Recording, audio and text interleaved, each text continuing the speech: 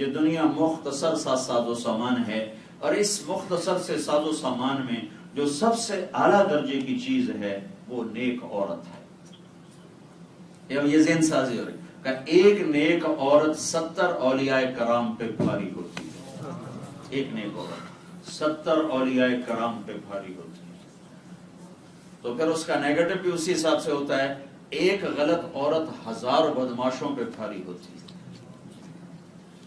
ایک غلط عورت کی برائی جتنا نقصان پہنچاتی، اتنا 1000 بدماش مردوں کی برائی اتنا نقصان نہیں پہنچاتی۔ ایک عورت نیک تقوی والی ہو جائے تو 70 اولیاء کرام پر وہ بھاری ہو جاتی ہے۔ اور علماء نے لکھا ہے کہ دنیا کی زینت بھی عورت ہے اور جنت کی زینت بھی عورت ہے۔ آدم علیہ السلام کو اللہ نے جنت دے دی، جنت، لیکن بابا جی کا دل ہی نہیں لگتا تھا، خدا سے پھرتے تھے۔ ہاں جی، نہریں دودھ کی، شہد کی، شراب کی، پکے پکائے پھل، پکے پکائے کھانے، نہ پیشاب نہ پخانا، پر بابے اور اندر دل ہی نہ لگے، اداس اداس۔ اللہ نے ساتھ ساتھ کیوں نہ پیدا کر دیا؟ آدم کو بھی حوا کو بھی بعد میں کیوں پیدا کیا؟ انتظار کروا کے قدر بڑھائی، انتظار کروا کے قدر بڑھائی۔ پھر آدم علیہ السلام کو قطع پتلا بنایا، اور پھر اس کو ننگا چھوڑ دیا، پھر ویسے ہی پڑا رہا، پتہ نہیں کتنے سال پڑا رہا، پھر اس میں روح ڈالی۔ تو جب اللہ حوا کو بنانے لگے تو یہی کام یہاں کر دیتے کہ حوا کا پتلا بنواتے، پھر اس کو خشک ہونے کے لیے چھوڑ دیتے۔ فرشتوں کو کیا اٹریکشن ہے؟ عورت زندہ ہو تو کوئی اٹریکشن نہیں، تو مٹی کا پتلے میں کیا اٹریکشن ہے؟ وہ کسی مرد کو نہیں تو فرشتوں کو کیا؟ اور بے پردگی کیا سوال ہے؟ پتلا پڑا ہوا ہے، اس میں کیا بے پردگی ہے؟ تو اللہ تعالیٰ اماں کی بھی مٹی کٹھی کروا کے پتلا بناتے، پھر اس کو زندہ کرتے، پھر لباس پہناتے، پھر کہتے آدم یہ تیری بیوی ہے۔ آدم کے لیے مٹی کٹھی ہوئی اور ان کا پتلا بنایا گیا اور اس کو خشک ہونے کے لیے چھوڑا گیا۔ وہ ننگے پڑے تھے، پھر اس میں روح ڈالی گئی، پھر وہ کھڑے ہوئے، پھر ان کو لباس پہنایا، پھر ان کو جنت میں ڈالا۔ اور جب اللہ تعالیٰ نے حضرت اماں حوا کو پیدا کیا، جیسے یوسف علیہ السلام کے بارے میں آپ تو جانتے ہیں کہ دنیا میں سب سے زیادہ حسین مردوں میں یوسف علیہ السلام آئے ہیں، عورتوں میں سب سے زیادہ حسین حضرت حوا آئی، ان سے حسین اللہ نے کوئی عورت نہیں پیدا کی۔ تو حضرت حوا کو جب اللہ نے پیدا کیا تو اللہ تعالیٰ سبحان اللہ آدم علیہ السلام کو سلا دیا، اور جب ان کی آنکھ کھلی ہے تو ان کے الٹے ہاتھ میں ایک خاتون پورے لباس میں فل پردے میں بیٹھی ہوئی۔ کیسے بنایا کوئی نہیں جانتا۔ ہاں، ہمارے نبی نے کہا اللہ تعالیٰ نے آدم علیہ السلام کی پسلی سے حوا کو پیدا کیا۔ کون سی پسلی؟ جو دل کی طرف ہے، رائٹ سائڈ کی پسلی نہیں، لیفٹ سائڈ کی پسلی سے پیدا کر کے علماء لکھتے ہیں اللہ نے یہ سمجھایا کہ عورت جس روپ میں ہو اس کا مقام دل کے قریب ہے۔ ماں، بیوی، بیٹی، بھابھی، بہن، جس روپ میں بھی ہے وہ اس کا مقام دل کے قریب ہے۔ دل والی جو پسلی تھی اس کے نیچے سے اللہ نے اسے پیدا فرمایا۔ لیکن کس طرح پیدا کیا ہے؟ پروسیس سے نہیں ہے، تدریجاً نہیں ہے۔ جیسے آدم علیہ السلام کا پروسیس سے گزارا، مٹی کٹھی ہو رہی ہے، پانی ڈالا جا رہا ہے، گوندا جا رہا ہے، چھوڑا جا رہا ہے، پتلا بن رہا ہے، سکھایا جا رہا ہے، روح ڈالی جا رہی ہے، ایسا نہیں ہوا۔ آنکھ کھلی تو پورے ڈریس میں ایک خاتون بیٹھی ہیں۔ یہ سمجھایا گیا کہ عورت شروع سے پردے والی چیز میں صدقہ کرنا۔ جب صحابہ نے عرض کی یا رسول اللہ کر نہ سکے تو آپ نے کہا بازار میں جا کے مزدوری کرے اور اس مزدوری سے کچھ اپنے اوپر خرچ کرے، کچھ صدقہ کرے۔ تو صدقے کو اللہ تعالیٰ کے نبی نے اتنا، اللہ نے، اللہ کے رسول نے اتنا پسند کر دیا۔ تو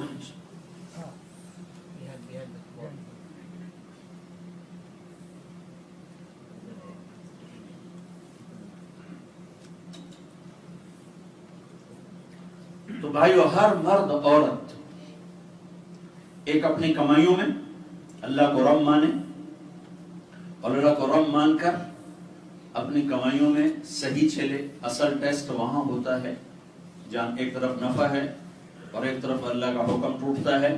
حکم بچائے، نفع کو چھوڑ دے تو آئندہ آنے والے ہمیشہ کے نفع اللہ تعالیٰ اس کو دینے والا ہے، اس کو اللہ اس کی نسلوں کو پالنے والا ہے۔ بازار کی زندگی میں سچائی ہو، دیانت ہو، اور پھر اس میں بھی اللہ تعالیٰ کہتا ہے اب چھوڑو نماز کے لیے، چلو تو چھوڑ کے جا رہا ہو مسجد کی طرف جا رہا ہو، مسجد آپ سے دور ہے، وہیں کوئی چھوٹا سا مصلی بنا لو، مصلی نہیں وہیں اپنے مصلی بچھا کے اللہ اکبر نماز کی نیت باندھو۔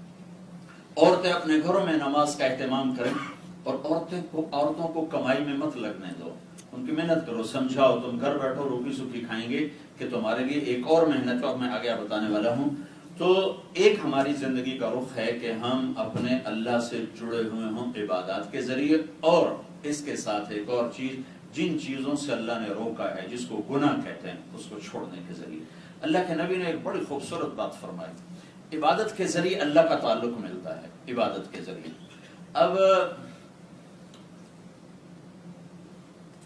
قربان جاؤں اللہ کے محبوب کی رحمت پر، آپ نے فرمایا بھائی سب سے بڑا عبادت گزار کون ہوگا؟ سب سے بڑا عبادت گزار تو یقیناً ہم اسے کہیں گے جو روزے زیادہ رکھے، نمازیں زیادہ پڑھے، نفل زیادہ پڑھے، حج کرے، عمرہ کرے، وہ عبادت گزار ہے۔ لیکن میرے نبی نے اتنی آسان کر کے بات کر دی کہ ہر آدمی اس میں برابر حصہ لے سکتا ہے۔ اگر یہ معیار میرے نبی فرماتے کہ جو رات کو تہجد پڑھے گا وہ سب سے بڑا عبادت گزار ہے، تو جو کمزور لوگ ہیں وہ تو میدان سے نکل جاتے، وہ کیسے پڑھتے؟ اگر آپ کہتے ہیں روزے رکھنے والا بڑا عبادت گزار ہے، تو جو روزہ نہیں رکھ سکتا، میں نہیں رکھ سکتا، میں تو فرض مشکل سے رکھتا ہوں، چونکہ مجھے سر درد شدید ہوتا ہے جب میرا پیٹ خالی ہوتا ہے، میں نفل روزہ چھوڑ میں فرض اتنے مشکل سے نہیں پاتا، کئی دفعہ میرے فرض روزے چھوٹ جاتے ہیں سر درد کی وجہ سے۔ تو اگر آپ کہتے ہیں کہ جس کو جو زیادہ روزے رکھے گا وہ عبادت گزار ہے، تو میں اور میرے جیسے اور نکل گئے تھے ریس سے۔ اگر آپ فرماتے ہر سال حج کرنے والا، تو صرف مالدار ہی میدان میں ہوتے، غریب کہاں جاتے؟ آپ کہتے ہر سال عمرے کرنے والا، تو غریب تو گئے تھے، صرف مالدار ہی ہوتے۔ اتنے ہزار دفعہ تسبیح پڑھنے والا، اتنا ذکر کرنے والا، تو طاقت والی میدان میں ہوتے، کمزور تو نہیں تھے۔ تو میں آپ کو ایک پہلے مثال دیتا ہوں، پھر یہ بعد میں حدیث اور زیادہ واضح ہوگی۔ میں آپ سارے مجمع سے کہتا ہوں بھائی 5 کلومیٹر کی دوڑ لگاؤ، جو دوڑ لگائے گا اس کے لیے جنت۔ تو آپ سارے تو 5 کلومیٹر نہیں دوڑ سکتے ہو، کوئی دوڑ سکے گا کوئی نہیں دوڑ سکے گا۔ میں یوں کہتا ہوں بھائی سارے مسجد میں بیٹھے رہو، کوئی اپنی جگہ سے نہ ہلو، نہ مرد نہ عورت، سب کے لیے جنت، تو کام برابر ہو گیا نا۔ چونکہ اب نہ کرنے کا کہا ہے، کرنے کا نہیں کہا، نہ کرنے کا کہا ہے کہ بھائی نہیں چلنا، تو اب جس کے گھٹنوں میں درد ہے وہ بھی برابر ہو گیا، اور جو ایتھلیٹ ہے وہ بھی برابر ہو گیا کہ نہیں چلنا، تو نہیں چلنے میں تو سب برابر ہو گئے۔ اگر میں کہتا 5 کلومیٹر کی دوڑ لگاؤ تو پھر ہم سب آگے پیچھے ہو جاتے، کوئی آگے کوئی کہے جناب ساڑھے بولتا ہے قدم نہیں ٹریا جانا، تجھے 5 کلومیٹر ٹھوک چڑھنے۔ تو میں قربان جاؤں اپنے نبی پر، آپ نے فرمایا سب سے بڑا عبادت گزار وہ ہے جو گناہ نہ کرتا ہو۔ تو اب کام برابر ہو گیا نا بھائی، جھوٹ نہیں بولنا تو ہم سب برابر ہو گئے کہ نہ بولنے میں تو سب برابر ہے۔ جھوٹ نہیں بولنا، دھوکہ نہیں دینا، زنا نہیں کرنا، شراب نہیں پینی۔ تو آپ نے کتنی خوبصورت بات اور آسان بات فرمائی، سب کو ریس میں شامل کر لیا کہ جو گناہ چھوڑ دے گا وہ سب سے بڑا عبادت والا ہے اور سب سے زیادہ اللہ کا تعلق پانے والا ہے۔ تو بھائی یہ سارا مجمع جو مردوں عورتوں کا ہے بیٹھا گناہ چھوڑ دے، تو آپ سب سے بڑے عبادت گزار بن جاؤ۔ دوسرا جو زندگی کا پہلو ہے جس کو معاملات اور اخلاق کہتے ہیں، کہ ایک مسلمان جیسے مسجد میں کھڑا ہے اور ہاتھ پاؤں اس طرح حرکت کر رہے ہیں جیسے اللہ نے کہا، زبان وہ بول رہی ہے جو اللہ نے کہا، ہاتھ وہاں ہیں جہاں اللہ نے کہا، پاؤں وہاں ہیں جہاں اللہ نے کہا، آنکھیں وہاں ہیں جہاں اللہ نے کہا، اپنے پورے جسم کو وہ اللہ کی بتائی ہوئی ترتیب کے مطابق استعمال کر رہا ہے۔ لیکن یہ ٹیسٹ ہے 10 منٹ کا۔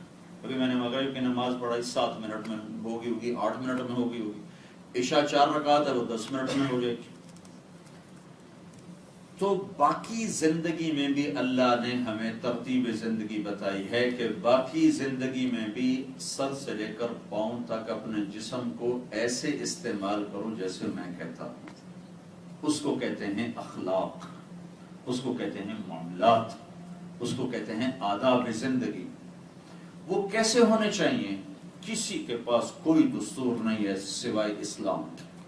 ایک مسلمان مرد گھر میں کیسا ہونا چاہیے, ایک مسلمان عورت کو گھر میں کیسا ہونا چاہیے, وہ بیٹی ہو تو اسے کیسا ہونا چاہیے, بھائی ہو تو کیا ہونا چاہیے, باپ ہو تو کیا ہونا چاہیے, خامد ہو تو کیا ہونا چاہیے, بیوی ہو تو کیا ہونا چاہیے, ماں ہو تو کیسے ہو, یہ بھائی ہو, پڑوسی ہو. زندگی کے ہر ہر ہر ہر شعبے میں اللہ تعالیٰ نے ہمیں ایک دستور عمل دیا ہے جس کو اخلاق کہتے ہیں. اخلاق, یہ زندگی اس وقت مٹ چکی. جو میں نے پہلی بتائی 1 گھنٹہ میں, یہ تو کچھ نہ کچھ موجود ہے, کسی نہ کسی درجے میں موجود ہے. کچھ 100 میں 1%, 2%, 4%, 5%, 10% تک کرنے والے موجود ہیں. لیکن اب جس چیپٹر کو میں بیان کرنے لگا ہوں یہ موجود ہی کوئی نہیں. کوئی کروڑوں آدمیوں میں ایک کرنے والا ہو تو اس کو تو موجود نہیں کہتے. یہ موجود کوئی نہیں کہ ایک گھر میں مسلمان کیسے ہوتا ہے, بازار میں کیسے ہوتا ہے, دفتر میں کیسے ہوتا ہے, بچوں کے ساتھ کیسے ہوتا ہے, بیوی کے ساتھ کیسے ہوتا ہے. اس کے لیے بھی میرے نبی نے پوری ہمیں زندگی سمجھائی ہے. اور اللہ تعالیٰ نے عورت کا مقام عربوں کے ہاں کیا تھا, بچی ہوتی دفن کر دیتے تھے. ایک شخص نے آ کر کہا میری بچے جو سکتے ہیں, میں نے 70 لڑکیاں دفن کر دی. تو یہ مقام تھا ان کے ہاں لڑکی کا کہ پیدا ہوتے ہی دفن کر دیتے تھے. تو اس معاشرے میں عورت کے مقام کو اجاگر کرنا. پھر مردوں میں قبائل میں جنگ, لوٹ مار, قتل و غارت, اور ان کے یہاں بستر پہ مرنا عیب تھا. قتل ہونا ہی ان کے یہاں بہادری تھی. ایک قبیلے والا دوسرے قبیلے والے کی برائی بیان کرتے ہوئے کہہ رہا تھا آج تک اس قبیلے کا ایک آدمی جنگ میں نہیں مارا گیا, سب بستر مرے ہیں, یہ بھی کوئی مرد ہیں. یہ اس مزاج کے لوگ تھے. ان کو اخلاق میں لانا, اور عورت اتنی ذلیل تھی اس کے مقام کو اوپر لے جانا, یہ کتنا مشکل کام تھا. اور نے کتنے خوبصورت انداز میں یہ دنیا کا واحد انقلاب ہے جس میں سب سے زیادہ کم خون بہایا گیا. 23 سال میں ٹوٹل 1018 آدمی قتل ہوئے اور سارا عرب مسلمان ہو گیا. 259 مسلمان اور 759, 259 مسلمان, 759 کافر قتل ہوئے اور سارا عرب اسلام میں آ گیا. ایسے لوگ جو مار دینا, مر جانا اپنی شان سمجھتے تھے, ایسے لوگوں کو کتنے تھوڑے سے نقصان پر سب کو کلمہ پڑھا دیا. کیا عالی اخلاق تھے, اور کیا خوبصورت ٹیکنالوجی تھی, کیا خوبصورت حکمت تھی کہ مارنے ان کی عورتیں اتنا لڑنے والی تھیں کہ مردوں کے چھکے چھڑا دیتی تھی. ام تمیم رضی اللہ تعالیٰ عنہ حضرت خالد بن ولید کے ساتھ مل کر لڑتی تھی, ایسی دلیر. ایک دفعہ حضرت خالد بن ولید نا اللہ کے نبی کے بال اپنے ٹوپی میں سیے ہوئے تھے, اور اس کو نا وہ سر پر رکھتے تھے, پھر اوپر لوہے کی ٹوپی, پھر اس سے لڑا کرتے تھے. تو وہ ایک دفعہ خیمے میں بھول گئے, تو ام تمیم رضی اللہ تعالیٰ عنہ کی نظر پڑی کہ یہ لوٹا ٹوپی یہیں بھول گئے, تو وہاں سے گھوڑے پر سوار ہوئیں اور میدان جنگ گرم تھا. ایک طرف سے وہ حملہ کرتے ہوئے اندر گئیں اور سارے مجمع کو کاٹتے کاٹتے کاٹتے کاٹتے حضرت خالد تک پہنچی. تو خالد بن ولید اور رافع بن عمیرہ الطائی دونوں ساتھ میں کھڑے تھے. تو رافع کہنے لگے یہ کون بلا ہے جو اس طرح مجمع کو چیرتا ہوا آ رہا ہے, کیونکہ وہ لوہے کا لباس پہنا ہوا تھا. تو خالد بن ولید بھی کہنے لگے پتہ نہیں کون ہے, پر اس نے آج کمال کر دیا ہے, اتنے مجمع کو چیر کے رکھ دیا. جب قریب پہنچے تو خالد کہنے لگے بھائی نوجوان کون ہو, آج تو نے خوش کر دیا. کہا میں ام تمیم تیری بیوی ہوں, یہ تمہیں ٹوپی دینے آئی. ہماری عورتیں تو یہ پتیلا اٹھا لیں تو کمر ان کی ٹڑی ہو جاتی, تو پتیلا نہیں چاہ سکتی ہیں. ایسے ایسے ایسے ماحول میں اتنا تھوڑا نقصان کر کے ان سب کو ایک خوبصورت زندگی پہ لانا کتنا بڑا کمال ہے. وہ میرے نبی کے اخلاق تھے. اخلاق کا چیپٹر اس وقت مٹ چکا ہے کہ ایک مسلمان میں نے پہلے حدیث پڑھی تھی کہ اللہ کے نبی نے فرمایا، یعنی یہ اب ان کی ذہن سازی ہو رہی، آپ نے فرمایا کہ یہ دنیا نفع اٹھانے کی چیز ہے، تھوڑا سا ساز و سامان ہے، دنیا مختصر ساز و سامان ہے،